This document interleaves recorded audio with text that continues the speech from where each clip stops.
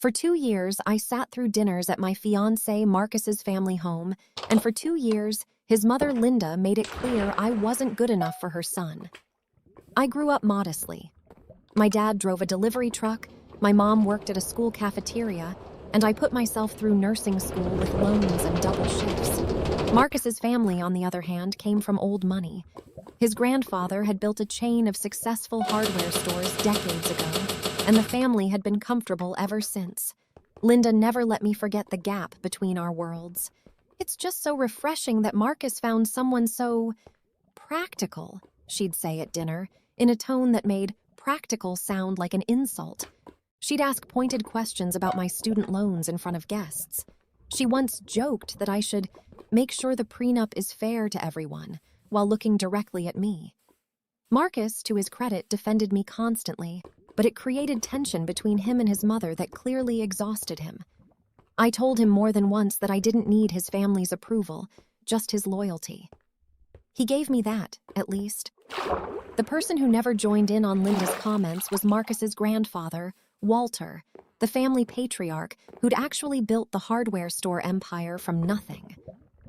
Walter was quiet at those dinners, usually observing more than talking, but he was always kind to me specifically. He asked about my nursing shifts, remembered small details about my patients I'd mentioned weeks earlier, and once told me privately that he respected people who built things with their hands, one shift at a time. A comment I always assumed was just an old man being sentimental about his own working-class roots. Walter passed away last winter, quietly, in his sleep, at 89. The whole family gathered for the funeral, and a week later for the reading of the will. I almost didn't go to the will reading. It felt like family business, and Linda had made it clear over the years that I was tolerated, not included. But Marcus insisted I come, since we were engaged, and as he put it, "You're going to be family whether my mother likes it or not." The lawyer, an older man named Mr. Fenwick, who'd apparently handled Walter's affairs for decades, read through the will methodically. The hardware store chain, now worth a significant amount, was divided among Walter's 3 adult children, including Marcus's father. Grandchildren received modest trust distributions. Standard, expected, exactly what everyone in the room assumed would happen. Then Mr. Fenwick paused and said, "There is one additional provision, added 8 months ago, addressed specifically to a Miss Rebecca Hale." That's me. The entire room turned to look at me. Linda's expression shifted from mild confusion to visible alarm. Mr. Fenwick continued reading. Walter had left me a sum of money, separate from the family estate, along with a handwritten letter. The amount wasn't life-changing in the way lottery winnings are, but it was substantial. Enough to pay off every cent of my nursing school debt with a significant amount left over. He'd apparently set it up quietly months before his death, after several of our private conversations at those uncomfortable family dinners. The letter, which Mr. Fenwick read aloud at Walter's request, explained his reasoning.